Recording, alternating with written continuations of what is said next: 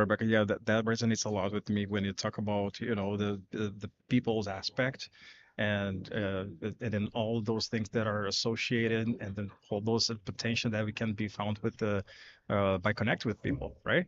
And you, Bruno. Yeah, so I'm Bruno Freitas. I'm the PMOGA outreach lead for North America.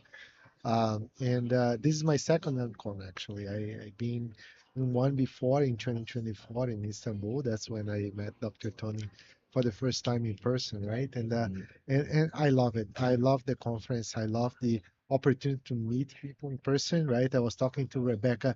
We are connected on LinkedIn, but this is the first time we are seeing each other in person. It's just amazing, right? The last couple of days I have been talking to so many people and I'm really bad with names and faces, Felipe. So it's amazing that people are coming to me and say, "Hey, Bruno, oh, hello," and then we start a conversation and then things flow, right? But yeah, it's I'm very excited to be here. Sad, this is our last day together, Yeah. but yeah, I'm pumped and full of new knowledge, new energy as well. So looking for the next one already. Yeah, absolutely. That's great, bro. Thank you so much. And yeah, so we'll be exploring now that we have, some experts here, so we can ask some questions that to explore a little bit of the lens of CEO, and how this is the connection with the PMOs, and I just wanted to take your insights on that. So maybe we can start with you, Rebecca. Um, what do you see, the importance of this connection uh, between the PMO and the C-suite? How you see that it can help each other, and of course help the organization as a whole. Well, first, I want to say that my background is really working with the executive leaders. They bring me in a lot of times when they're stuck. And it's been a great pleasure to be able to explore with executives and see them in their kind of, vulnerability and their confusion and angst because they're supposed to have the answers. And I think we forget that lower down in the organization that these are people too, and they get confused, they get overwhelmed, they get pressures, that they're needing to perform, or, they're trying to do things that are risky, and they want to innovate and lead, but they also can feel nervous about that. So the other thing I really wanted to make clear, and I think some of my value in this conference setting, is that I think that we assume that leaders always have the answer. They are clear about their strategy, they're aligned together, and that it's really a disconnect between them and the PMO level, or the different levels of the organization. Well, I find that a lot of times the senior level is not aligned with each other. They are using the same language, but they actually mean different things. And so a lot of my value is to ask questions and to say, can you help me really understand what you mean, and help to bring more alignment. The other thing I just wanted to say that we had just been talking about was there's also structural issues with a lack of alignment at that upper level. For instance, if leaders are trying to lead in and lean into new priorities and exciting sort of pathways, but budget distribution is siloed, is the old way, then you're going to have a conflict there. And so there's lots of mechanics, there's lots of human elements to getting that alignment from the top. Right. Oh, that's amazing. And then Bruno, how do you see the PMO can support the C-suite by defining, aligning on the strategic objectives of the organizations? How can you see ways the PMO can support that? I think I would echo very much what Rebecca just said, Yeah. Felipe, in terms of, what are the things that you want to achieve, right? Mhm. How can I help you to be successful, right? I think that's at the end of the day, that's what the PMO can do for anyone in the organization, right? The concept that we had that the PMO is successful if we can deliver these many projects on time, on budget, etc. It's a very outdated concept, right? It's really how can I make others be successful, right? And it can be the executive team in this case that we're discussing, but it can be resource management managers, can be the finance team, right? They can be the IT team. Each one of those groups, they are PMO customer, your own project management team as well, right? They are your PMO customers, right? And they have different needs, and it's important you ask the right questions and you understand what they value, right? What they're looking for, so you can understand how you can help them, how you can enable them, right? And then, in terms of aligning strategy with projects and execution, Philip, I was talking to Rebecca about this. Sometimes you may have the strategy already documented in your organization. Nobody knows about that. It's just a book that is someone's Mm. drawer, right? And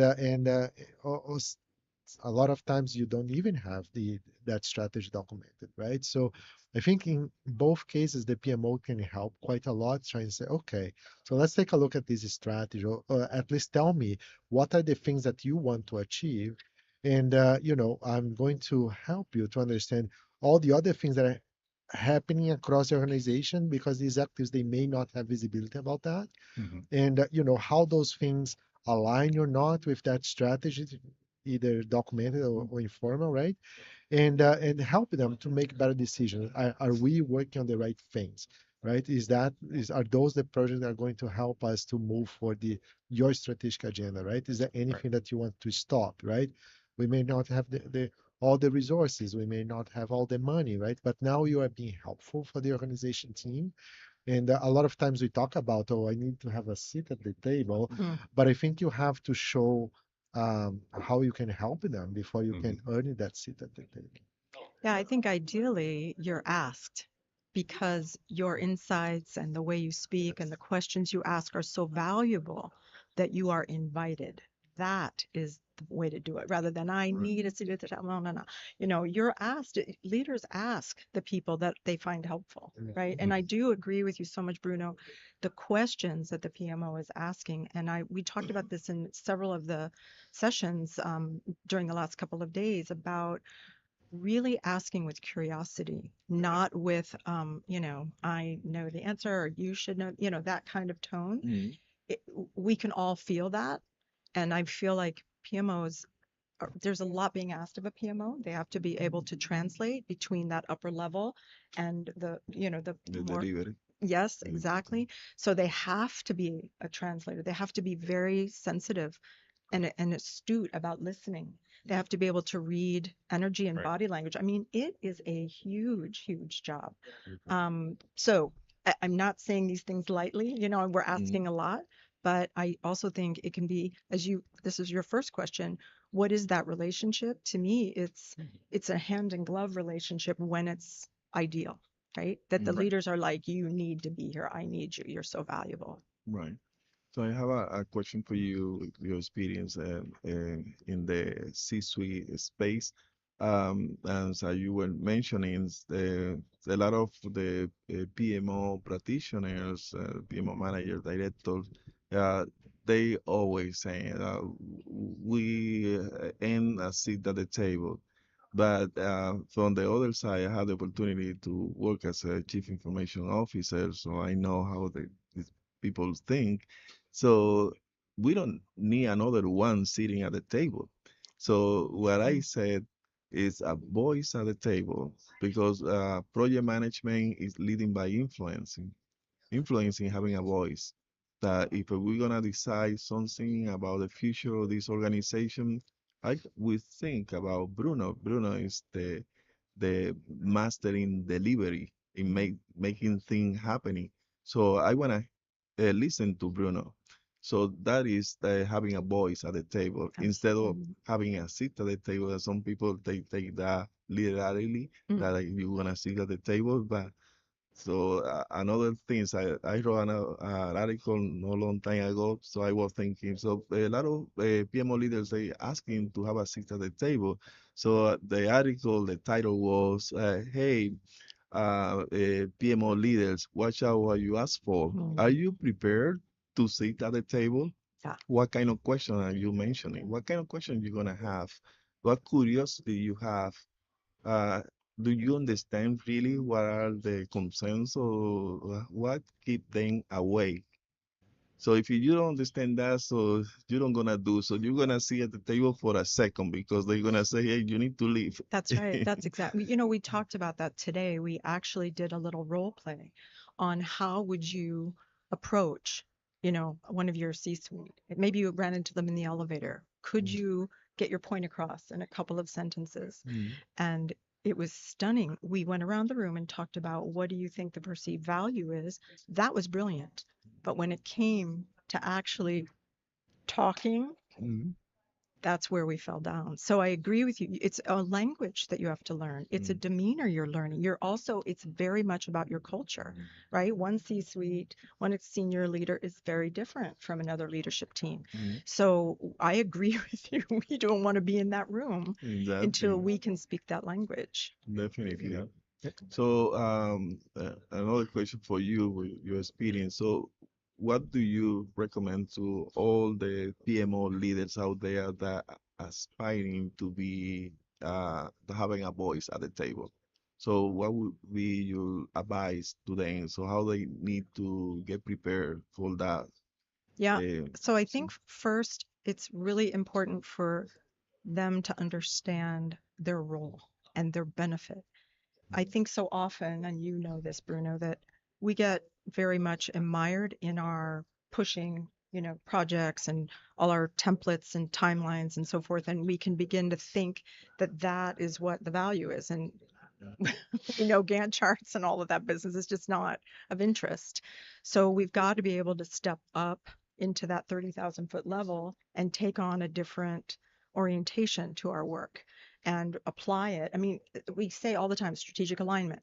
What does that actually mean? It means what's relevant about what you're doing that is going to assist leaders to make decisions, to avoid catastrophic risk, to embarrassment, right? This is what we're humans. We want successes and we don't want to look bad. exactly. So it's a big thing to understand your value. That's first, and you're stating your value in a way that they understand. There was a great phrase this morning. We are the execution arm of your strategy, Definitely. right? So that speaks to me. It's like, oh, I see. You're the ones that actually make my strategy happen. Mhm. So now I'm interested. But now if I start giving them a bunch of Gantt charts, right? Exactly. Yeah. Or complaining about we don't have resources, we've lost them.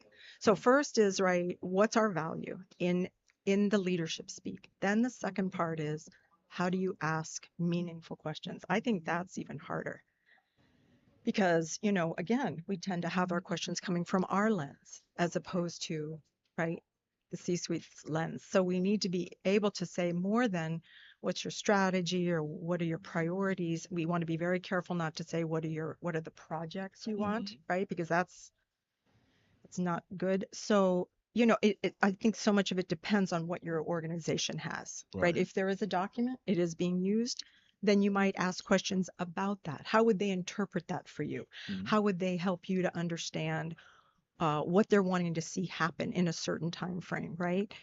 If you don't have that document, now you have a bigger problem, right? Right. Because now it's almost like you're poking the bear if you say, what's your strategy? Because they don't have one, right? So, it's variable. But those two things, one, know your value, and two, start really thinking about the questions that you can ask. Right. Yeah, one thing that I observe for a lot of people is that they becomes like a note takers Mm, and note takers. So if I, we also talk a lot about being a strategic partner, mm, Mhm. but being a strategic partner is not just asking what are your priority.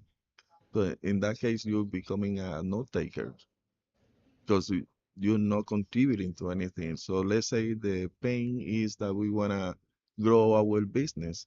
So I contribute if I come with something that align with that particular strategic goal.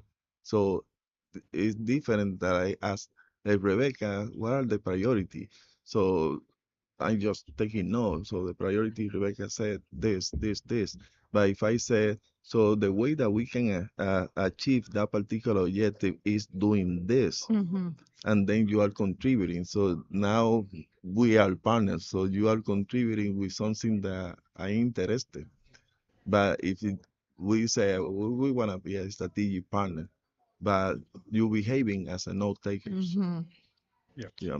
So that's I something think that I that's a think. really important point that we focus on how we are contributing to moving that needle toward where they want to go. And we Exactly. speak that very clearly, very succinctly. That's the other thing. There's just too many words, too many pieces of paper. Can you get it across in 3 or 4 bullets so that they ask you more questions? Hmm. Yeah. You want them inviting you and asking you questions. Now you're set, especially if you have the answers in your pocket, right? Right. Be prepared. Yeah. And, Yeah. and Bruno, we were talking about this connection between the PMO and the C-suite. And then I see that some people, they see kind of there's an invisible barrier Hmm. between them, and then they kind of hesitate to connect uh, with the C-suite. Is there anything that you see that the C-suite team, the executives, can do to Mm. help breaking this ice and engage more with the PMO so that they can feel more encouraged to exchange ideas and see ways to help the organization? The way I see Philippe is that it's more, I think the PMO can do a lot to trigger that relationship to start, right? Um, and it's not me going to the CEO of my organization say, "Hey, I need 30 minutes with you because we have stuff to talk," right? Yeah. It really if you start adding value to other groups, Felipe, Mhm. could be your peers, right? Could be resource managers, finance, the marketing team, and all that, you are building your support system, right? You have now other people talking good things about the PMO, Hmm. how the PMO is helping them to, be more successful and moving forward with things that they need as well. And that eventually will bubble up to the executives as well. Mhm. And you are going to start identifying gaps that perhaps today you can't see it, right? But if you work in an organization, you can see there are gaps, right? I don't know how many, the allocation of all these people working on this project, are they overallocated or not, right? Sometimes it's, oh, I don't know the relationship between the projects and the strategy, right? Sometimes it's, okay, why we're doing those projects, what is the benefit we want to see from those projects, right? So you start seeing those gaps, right? And you realize that there's no one trying to bridge those gaps. And I think it puts the PMO in a good spot to say, okay, I'm the integrator, I'll try to do something, Right. right? And you may try and fail, but at least you tried, right? It's much better than just being waiting for them to come to you and Mhm. ask for stuff, right? Yeah. Yeah. So you're trying to be helpful, and maybe you are going the wrong direction, but at least you are opening up the doors for other conversations, right? And they will tell you, yeah, I appreciate that, but what I need is this. So now you know what you're looking for, Hmm. right? And you start providing that to them. Could be data, could be dashboards, whatever might be, right? But I like very much the points that Rebecca said. Um, I talk to a lot of executives and they don't read the status reports. No. Those 50-page portfolio Yeah. updates, they No. don't read it, No. right? Hmm. Nowadays, there are even AI tools that summarize emails, right? So Right. Right. if they are not reading their own emails, they are not going to Yeah. be reading your status reports, right? So Absolutely. Yeah. you have to find a way to convey your message in just one picture because they don't like many words too, right? That's right. And what's the decision that you need from them so you can move forward, right? And as Rebecca said, what are the recommendations that PMO has? Because they don't have all the answers as well, right? So if you come prepared with this is the problem, these are the recommendations, this is the decision that I need from you, all of that in one picture and one page, chances are that you're going to get the attention. Yeah, I Absolutely. love that idea of we were just talking about that getting a powerful visual, right, that can get your point across. I mean, it is just that's the language and keeping it to 3 bullets, Yeah. no more, Hmm. which is it always sounds, oh yeah, simple, 3 bullets. It's the hardest thing in the world Yeah. because you're dealing with all of the detail. You see all of the specifics. So it is a skill to be able to get up to that 30,000 foot level and say, all right, now how can we get some help with that? Well, a lot of PMOs, right, are under the CIO or CTO. So that person has a seat at the table. So Mhm. we start talking to them and we try out with them. How does this look? Does this make sense? Is this, connecting for you? We watch them. We say, oh, whoops, that one didn't work. But we have access to that person, right? So that's how we can begin to learn. Yeah. And then that person also, we start making them look good, right? And then pretty soon they're wanting us next to them. Like in the Senate, you always see the aide who's sitting right behind and they're whispering in. Mhm. That can be where we start, right? We don't have a seat at the table. We're right next Yeah, to We somebody have at a the table. voice. Yes, indeed. Yeah. Mhm. yeah, and Rebecca, and then based on this connection here, thinking about this event here in San Diego, the PMO and Con, um, we have different topics. They are talking about strategy, transformation, AI. So I would like to know from you guys, what are the main insights from the workshops, the knowledge sharing sessions here on the PMO and Con? Do you want to go first? Okay, I Yeah. can try to go first.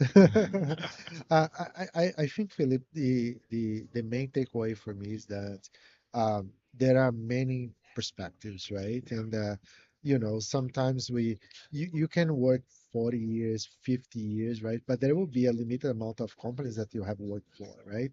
And here we have Mm. hundreds of people here, right? They are working different organizations, some of Different the sectors. different Yep. sectors, right? Large PMOs, small Yep. PMOs, in a lot No of cases, no PMO. PMOs, No Yeah, PMO. right? yeah, Yeah, some PMOs are doing well, some PMOs are not doing well, right? So they all bring these different perspectives, right? And very much all the discussions that I attended so far, the problems I'm facing are the same problems that Rebecca is facing, you and Dr. Tony and everybody else here, right? No matter our industry or how evolved is our PMO. So I think taking these connections away with us and continue having that conversation, really establishing that support system, is the main takeaway, really, right? Much more than just a few ideas that you heard today.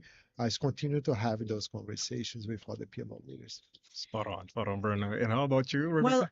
again, I think I may have said this, but I have just been really struck by how much intelligence people already have around these things. I think that there's a bit of insecurity about that intelligence. Like they don't realize they actually have it. They don't know the language.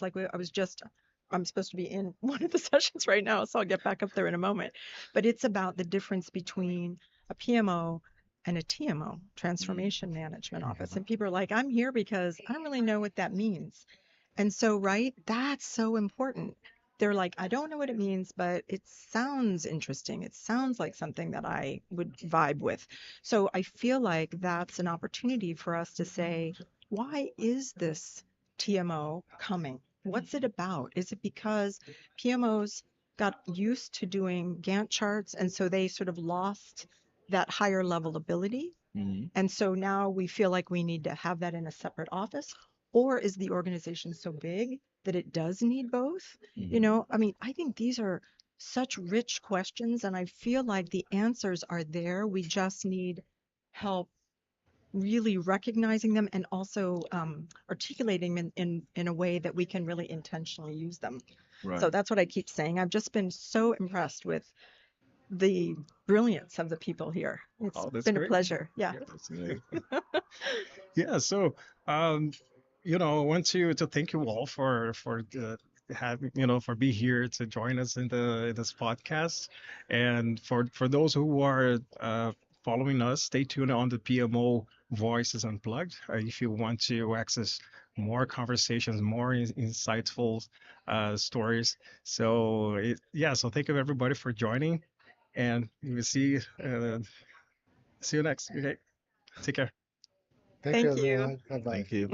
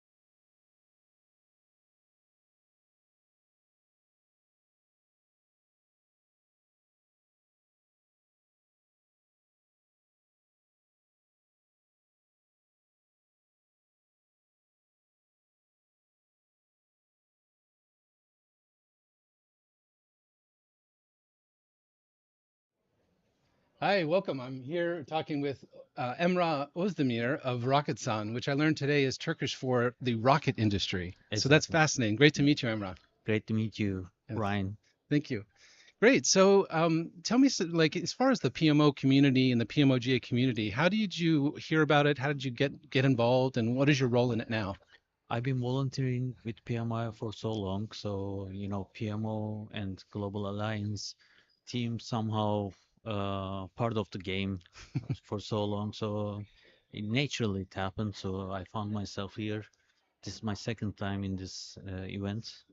Last one is my country in Oh, Istanbul. Istanbul. Yeah, Awesome. yeah. So I'm here again. Cool. Yeah. Great. That's great.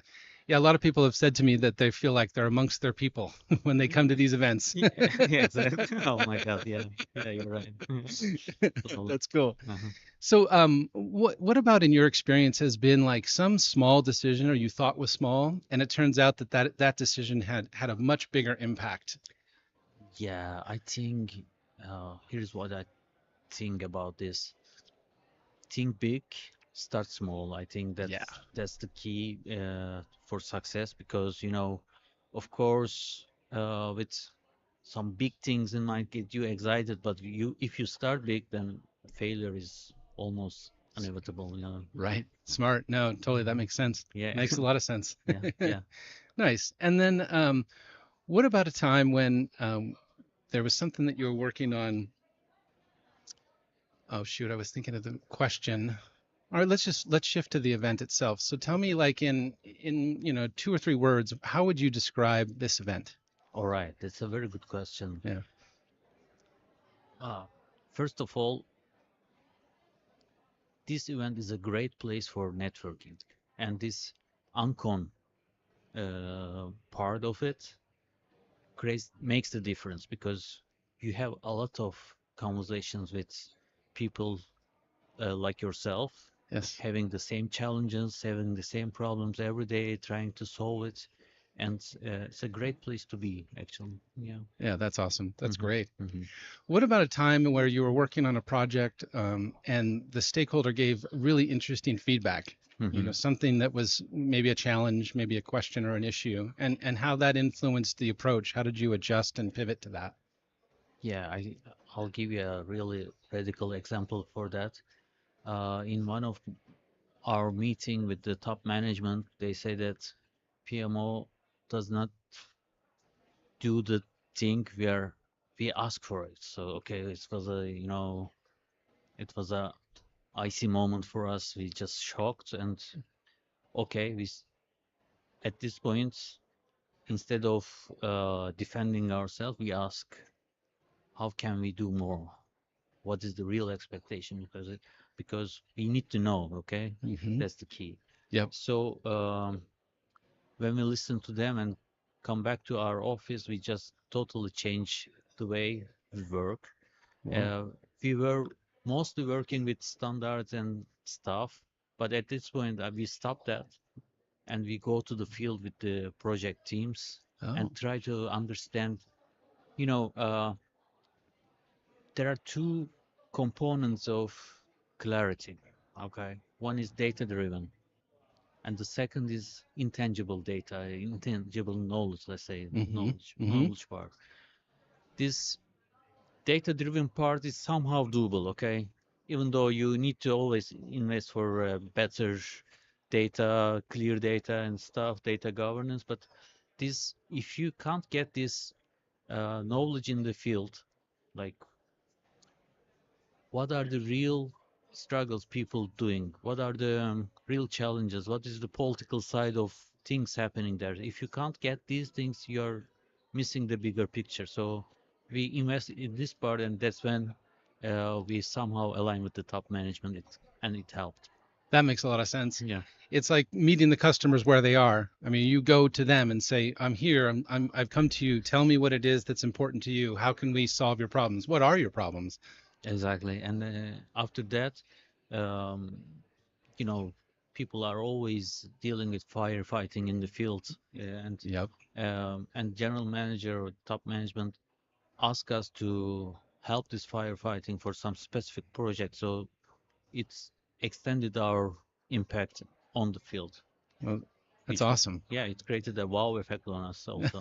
Yeah, and it's really nice to see how these resistance been broken Hmm. when you help people. Okay, Yeah. I see some technical people in the beginning of this firefighting help. They will say, "What are you doing here as PMO? It is our job, okay?" Hmm. And we are always making sure that that is their job. We are just here to help. Yes. And after some while, the same guy told me, Emrah, you know what? I was so not okay with you in the beginning, but now I understand you are here for pure help, nothing more. And That's rewarding. Yeah, yeah, that yeah, is cool. it That was is good. cool. It was good. I always like to say that there's no better way to build a relationship with somebody than solving a problem together. Yes, I mean, exactly. it's like the old in the war days, like if you were in the foxhole having to fight like next to somebody, those are the bonds that you can't break. They last forever. So Oh, when you solve a problem with someone, and especially if it's a really tough problem, they're friends for life. oh, Yeah. very good example. I like that. I will take it Yeah, home. Yeah. take it. It's free. Thank you. Thank you, Brian. Love it. So Emra, what would you say is like the one takeaway, that one thing that you say, if I take nothing but this one thing, I think I got the value. All right. In strategy workshop with uh, Bruno Hmm. and other guys, they ask how to tailor PMO services, and I brought a simple idea to the table, and it created a real conversation in the session. I think from that I can take something home with me.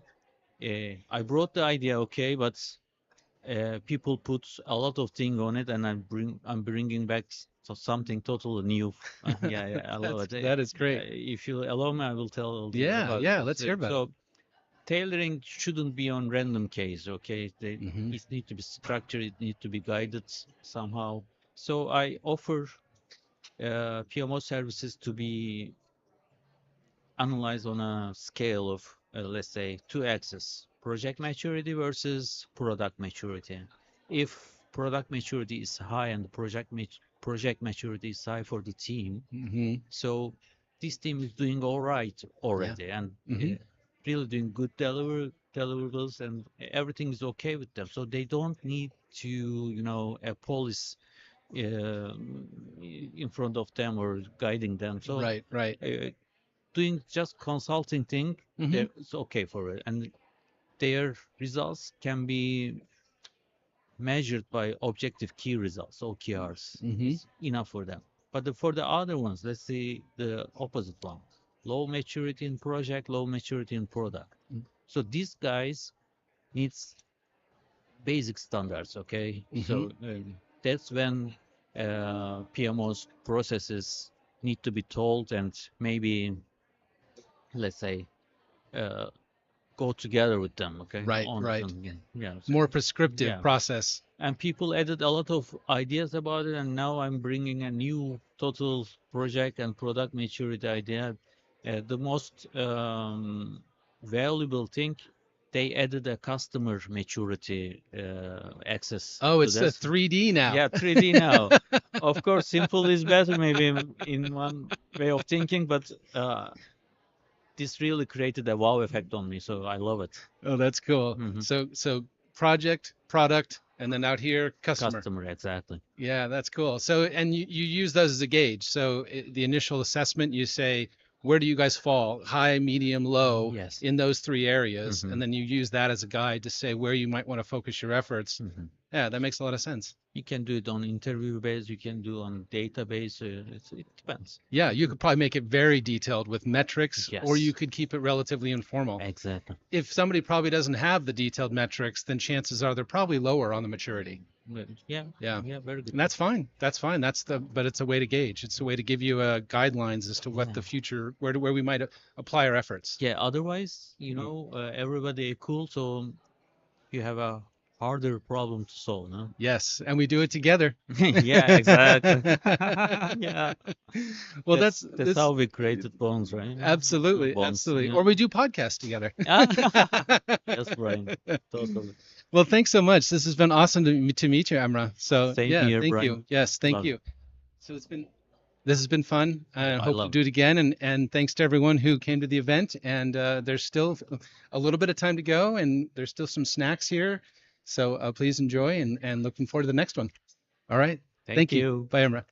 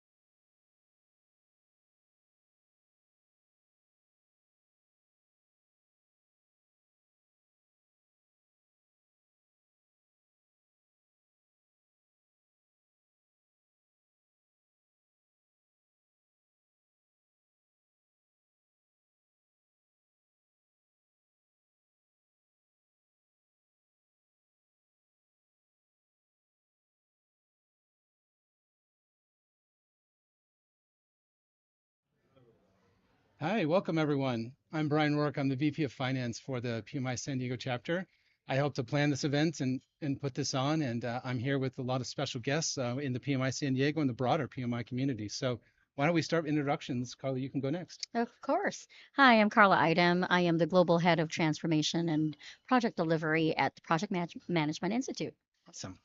Hi, I'm Mickey Nakamura. I'm the former president at PMI San Diego, and I wear a lot of other hats too. But thank you for having us. Great, great. Hi, I am Christina Curtis, and I am the VP of Marketing and Communications for the San Diego chapter, also called MarCom. Nice, welcome. It's easier. It is short and sweet. Nice, great.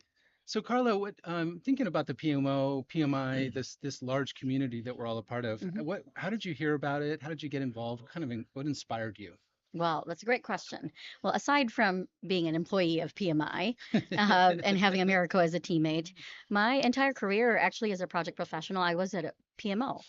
And as a former chapter leader, one of the questions that I asked during a Leadership Institute meeting or a LIM was, what's going to happen to the PMO community? And so when PMOGA came and became a part of the PMI family, I couldn't be happier. That's awesome. Because that is also my community and that's my profession. And now we're all in the same family. And here we are as still currently the regional managing director for North America. Yes, you have a positive change coming. Yes. Yes. So I have two hats right now. America and I talked about the first ever North America unCON, and because there was a connection with the San Diego chapter, which is one of the chapters that my team supports, then it just made sense. Yeah. And so we're here. Perfect fit. Nice. That's awesome. Yeah, Mickey, and for you were a facilitator at this event. So tell us, what was the experience like from the facilitator's perspective? First of all, thank you, Carla and Brian and Chris. I think one of the things as a facilitator, I was kind of wearing a number of hats because I, along with Carla, was talking to Americo probably a year and a half ago about the inspiration behind this, and thank you for making this happen, right? To have a PMO unconference. Yes. So thank you for all of that. And Carla, you've been a great supporter of us, so Instrumental. thank you. Yes. Thank you. But as a facilitator wearing that hat today, I got to experience firsthand how this is different from a non-conference, a traditional conference, and that didn't mean anything until yesterday and today. It Yes. really hit home in a very positive sense, because there's actually more work as a facilitator than when you're doing a presentation. That's one of the experience I had, but it's very meaningful because I'm learning so much. I was using an analogy of like you've seen the movie, but you don't want to really tell everyone what the ending is like, because the ending might be different based on everyone's collective expertise. We have literally hundreds, maybe even thousands of years of expertise in this room. Right. Yes. And as a facilitator, I was thinking about that. In our room, we had like 50, 60 people. The collective wisdom there is just incredible. And, myself and my colleagues as facilitators, we were more along the lines of nudging, but we only nudged when we thought it was appropriate. But a lot of ideas came from the facilitation, and we physically had people get up and do exercises. And Jumping jacks? Yeah. And the people defending their position, whether they're in an agreement or not in agreement. And then people were in the middle, and then some people changed their minds based on hearing each other. Wow. I think that's something that we can do maybe in other settings too. Right. Yeah. Right. No, that sounds But fun. that was incredible. That sounds great. It's what a novel way to be able to tap into that collective knowledge you're talking about. Yeah. Yeah, cool. So Chris, as a attendee, like in maybe 2 or 3 words, what would you say off the top of your head? Man, this, and this for this event. I'm not alone. Yeah. I love that. That's great. I'm That not is great. alone. The struggle is real. It's not specific to any industry. It's really impacting all industries in the project profession, right? One of the things that I really enjoyed about the collaborative sessions is asking questions, getting involved, and really challenging my own ideals, right? I come into it with my lens and my experience, other people are coming into it with their lens and their experience. And it's really interesting to get that spin from the other attendees and really be able to like dive into, well, why is that different? Why do you think that? Yeah. You know, and I just really enjoy that kind of conversation because it makes me think. Yeah, that's cool. That is cool. Yeah. And it helps me resolve problems too by getting, Yeah. you know, Right. lessons learned from other people. Yeah, why reinvent the wheel, right? Yeah. Exactly. Yeah. Chris, I mirrored what you were saying in one of the sessions yesterday. Chris, you had said something about one of our roles as chief translator. Mhm. And Yeah. you know, I think all of us could relate to that, right? Because we're working with leaders as well as front lines, so we're kind of that translator, right? Yeah. And just to piggyback on that, like the chief translator role comes with a lot of responsibilities Absolutely. because you're not just only speaking now the project management speak, but you have to speak the C-suites Yes. Mhm. language Yeah. and the frontline language, Yeah. and you're not going to be able to translate a language you do not understand. Yeah. Mhm. So the onus is on us to make sure that we understand first those several languages before you can even translate. We're listening. Yeah, right? that's fascinating. And on top of that too, I think that brings up a valid point because you also have a certain responsibility for the people you're translating for, right? So now that you're able to translate, now you have to kind of advocate for each of those stakeholders and what they need in order to make the project successful. Yes. Yeah, Yeah. absolutely. Yeah. So Carla, what was the one thing that really stood out to you that you observed as you're attending these sessions? You know, I came to unCON wearing two hats as well. Many hats, actually. You're being modest. Yes. But wearing both hats of the North America managing director and then my new role. So I came in both as a sponsor and as an attendee. And I've enjoyed that because I sat and listened to a lot of panel, and the idea to be able to challenge a position in a particular topic, I think Yeah. that's oftentimes avoided. Yes. Right? In a regular setting, like if Yes. there's just someone on stage, Mhm. you can't do a rebuttal. They're No. on stage, No, you right? can't. Yeah, Hey, I but have an idea. It's not a comedy club where you're heckling. exactly. But here it's welcomed. Yeah. It is. It is Absolutely. welcomed. Encouraged even. Right, Yeah. encourage. And, Yeah. and to Yeah. Mickey's point, I was in his session, and it was just beautiful to see that our PMO leaders or PMO community, the flexibility and the agility is shown in the room. Oh, yeah. Yeah. We are not set in our own ways, and we need to keep challenging that. Yeah. Yeah. That's awesome. Yeah. And That's awesome. you know, as an example, there were folks that were entrenched on both sides in our exercise, agree or disagree. And then there was a few folks in the middle that said, it depends on the situation. As people were expressing their reasons why, there was movement. Yeah. And to observe someone that was maybe strong agreement now moving to the middle or moving all the way to disagree, Yeah. you don't see that at a traditional conference. And then No. one of the there was one exercise, it was after you, where yesterday afternoon there was only one person in disagreement. And guess what? We celebrated that person for being Yeah. courageous, Yeah. right? Absolutely. The other 50 people in the room were on one side, and one person, we asked her, why are you disagreeing? And she had a valid point of why she wasn't on board. Wow. That doesn't happen at every conference Yeah. or even in real life. No, it's- absolutely. that is some courage. That's Yeah. some courage. Yeah. Yeah. It's the tendency is to go with the crowd. Yeah. Yeah. Mhm. Yeah, absolutely. So Chris, one of the things I was talking about in a previous podcast was the concept of collaboration, and what comment that came up was there's no better way to build a relationship than to solve a problem together. So did you find, like, in these settings, that when you were working in these smaller groups and you were trying to work through something in that smaller group, did that feel like you're building a relationship that might carry beyond this event? Absolutely. Yeah. I think one of the key takeaways for me is everybody in the room was there for a reason, and they were very respectful. They challenged in a way that made me think and not necessarily told me what to think. Mm-hmm. And that's important because and nobody likes to necessarily be told what to think Mm-hmm.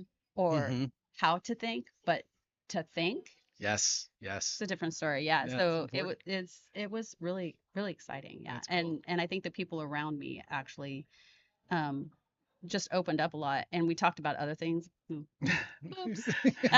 We talked about other things than just what the project was, which actually helps build relationship as For well. sure, for sure. Yeah, a little bit of that there's always that beginning of the meeting where there's some chit chat about something Yeah. non-work related. Yeah, Hey, we didn't talk during the session at all unless None. it was about the topic. Absolutely, Actually- 100% rule follower. Actually, some of these techniques I'm going to try at home with my spouse, but we'll see how that. We'll see how that. You're gonna have to All right. report back. I know. Episode 2 of this podcast to know, hear the I results. So maybe just a question for the group. So based on some of the things you've learned today, did you maybe get a glimpse of what the future PMO might be? Maybe we'll start with Mickey, and then just to change up the order a little bit. Yeah. Now, curveball. Thank you. Um, what I'm thinking, there's so many themes here. We had a good discussion just now, in fact, upstairs. Chris, you were in it. Is that what does transformation mean? Yeah, it's like a buzzword. Mhm. And so now with the advent of AI, it's even becoming more of a critical topic. And one of the things that we talked about yesterday also that kind of flowed in today was AI, yes, absolutely. Enabler, it's smart, and it's going to become as smart as humans, perhaps. However, it's missing something called emotions. It's Mhm. missing something called context, Mhm. culture, Mhm. and it can ascertain that, but it's not a person. Yeah. So perhaps PMO, PMI will have more of a conversation, and that might be a topic for the next kind of version of PMO, where it's less focused on process. I mean, in fact, we talked about it's not a process police, right? Right. But right. maybe it's more about the human factors. So that Yeah. was my take out of some of the sessions today. Yeah, great. What about you, Chris? I think PMOs are important. I don't think they're going away. Mhm. I think they come in waves. Like organizations are like, yeah, PMO, let's do some structure. But I like what Mickey said about the people. Mhm. I think it's important not to take people out of and just have your structure, because when you only have structure, you only have foundation, you don't have that real feeling about what's happening and how people are feeling about it. Yeah. Because your biggest advocates can be the ways, or your biggest challenge can be Yes, how people feel about something. Mhm. absolutely. And if the PMOs want to continue to succeed and thrive, I think that we have to consider the emotional intelligence part of it. Yeah, for sure. You guys are involved in OCM in a little bit, aren't you? Just a little bit, just a little bit. Can't And, tell. yeah. No, and, can't tell at all. and Carla, this is great for PMI to consider, because you've PMI, I credit you all to expand that tent. Like Absolutely. Scrum Alliance, PMO now part of the family. And then I'm thinking maybe the next evolution is more and more, because we were talking about it, OCM, organizational change, Mhm. or some advent or enablement. Mhm. And like today in the portfolio discussion, I brought up, and it got some chuckles, but I was actually serious. I said, have you guys thought about a happiness portfolio? And there were chuckles around the room. And they're like, "No, you're joking, right?" I said, no, I'm serious. Yeah. If people are not feeling it, Mm-hmm. how do you expect them to adopt? Right. Mhm. Oh, yeah. Right. Actually, it is already included in our 8 CIP, or content innovation platform. And we are looking at the 8 different topics like AI, product management, PMOs, XMOs, sustainability. That's why we have a joint venture with Green Project Management. That's Yes. why we had Cognilytica be part of us, and PMOGA be part of us, because these are adjacent body of knowledge, right? That a project professional should be thinking about and expanding on and building the capabilities and the skill sets, so that you have the ability to navigate through the disruptions, the complexities, and the transformation. So you Yeah. can't just look at your project management lane. You must expand your body of knowledge. So change management is really one of the CIPs that we're looking at, and you can't really separate that, because if you're changing the process, there are people that are impacted by the process anyway. And it's just so wonderful to hear, like the collective, like you said, the collective knowledge. And it just comes back to what we stand for at PMI, and what strategy is about: community generated knowledge, Yeah. Mhm. right? The collection of knowledge that is coming from years and years of experience. I bet at this table we're at least 100 years of experience. Oh, you don't know? don't date all of us. Don't date all of us. I mean, We're all 20, we should wear it loud and proud. Yeah, I mean, Absolutely. we should. 25 times 4. Yeah. Well, that means we started project management when we were 5. So. That is exactly right, Mickey. Yes. Also, from a global perspective, right? So we're not just to our local area. Yes. Like PMI gives us opportunity to learn from people. There's people here from all over the world. Absolutely. And hearing Absolutely. that, my struggles or my challenges that I'm having or my thought processes are also like being embodied or, people are struggling or going through those too. It resonates. Yeah, it Yes. resonates. Yeah. And It it's does. like, It oh, I'm does. not alone. I thought it was Yes. just me. Let me not overthink this anymore. Absolutely, absolutely. And that's the community. Yeah. Right? That's Yeah. the community. I think and I was so happy because I got to practice Spanish actually because I met someone from Mexico and I lived in Mexico. But that's the beauty of it, right? We're not just learning Yeah. about PMOs, but I just want to touch on your question on the future of PMOs. Yes. And I'm with you, Chris. We're not going away, Yeah. right? Like we're not going away. But I think the challenge would be communicating that value, Yeah. Mhm. right? Oh, yeah. And how Yeah. do we become better storytellers to communicate that value? Because these days we're not running out of strategies. Yeah. We're not running out of ideas. In fact, the Enterprise Manifesto, Agility Manifesto that we just launched says that 93% of CEOs must transform their ways of working every 5 years. Wow. Yeah. Every 5 years. But who's going to bridge that gap between strategy and Yeah. execution? Mhm. Exactly. Oh yeah, there you go. Exactly. PMOs. Yeah. Yeah, they Every are. every business needs is meeting a demand from people. Every business needs people to meet that demand. Yeah. So people should be the focus moving forward too, and being able to just incorporate that into PMOs and understand the people aspect is very important too. One of the discussions I've had is this, and I was using some analogies from Chris, Go for it. is the ideas of what's our superpower, Mhm. right? And one of the superpowers I was mentioning with regards to PMOs, SMOs, TMOs, whatever you want to call it, is that we're looking across. We're looking at the broader impact, not just down a vertical or a functional area. Mhm. And in any organization, think about how powerful that is. A lot of folks don't realize how we connect the dots, Mhm. right? And I think that's something maybe to elaborate more on, because a first time maybe project manager, a project manager might be thinking about their project, but we're elevating this. Right. Right. Right. And you're like, I'll paint a picture for you. This is something that I use when I coach younger PMs or are new to the profession. You are that person on top of the mountain. You could see everybody. You could see when they're going the wrong way, right? And you can, you Yeah. guys, turn to the left, right? Like you Don't fall off that like, cliff. don't fall off that cliff. We're going this way. But we have a very certain vantage point. Yeah. Right. And that is the superpower, because it's not that you're just on top of the mountain that you can see everything, but the ability to connect the dots, like you said, to synthesize, to Yes. anticipate what might happen, good, bad, or ugly. That's our superpower. It's huge. It's Yeah. huge. Yeah, It's that's huge. awesome. Wow, a lot of good conversation. We could probably talk for hours, but I feel like we probably should wrap it up. So thanks a lot, everyone. This has been another great podcast. So hopefully we'll see you guys at the next one. Thank All you, right. guys. Thank you. Thank you.